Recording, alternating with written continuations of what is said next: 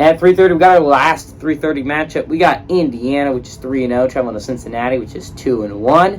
Cincinnati favored by 16.5 points on ESPN2.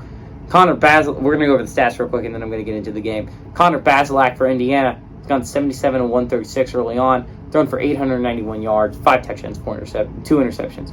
Sean Shivers on the ground, Shiver, I hope they know her, has had 50 carries for 241 yards and 2 touchdowns. And Cam Camper, I hope they know her, has had 23 catches for 292 yards and a touchdown.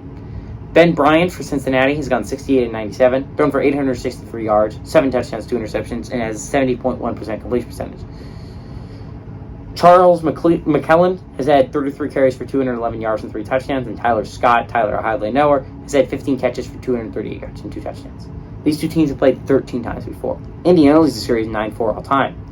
The last game went to Cincinnati last year. Last Indiana victory was in 2000. So it's been 22 years since Indiana has won against Cincinnati. To be fair, they haven't played a lot, but still. Indiana. Let's go back to the history, right? Last year, Indiana was undefeated heading into this matchup. This was an undefeated football team for the Hoosiers. And they were winning against the Cincinnati Bearcats. They were. They look like the better football team, right? And suddenly, Indiana has some pride. They look like a good football team. This looks like a team that looked like the 2020 Indiana Hoosiers, a team that looked like they could make the playoffs. And then it all came tumbling down for Indiana.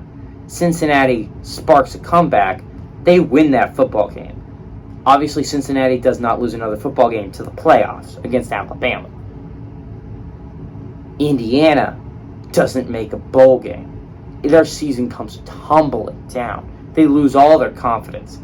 They lose their quarterback in Michael Penix Jr.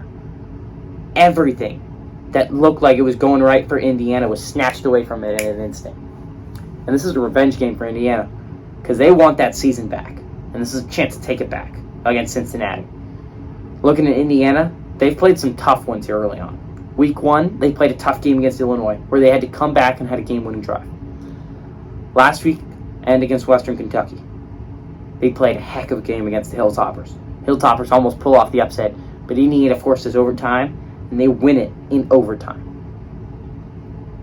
Cincinnati coming off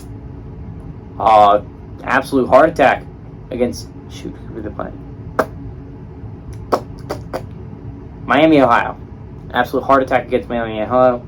You look like you're the better football team heading into that one, and Miami, Ohio almost snatches it from you.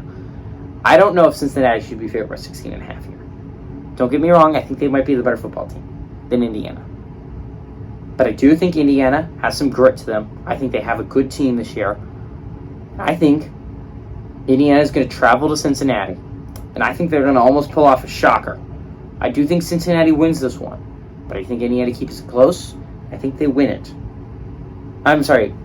Indiana keeps it close, but Cincinnati wins it in the end. Indiana covers 16.5 point spread. Cincinnati wins.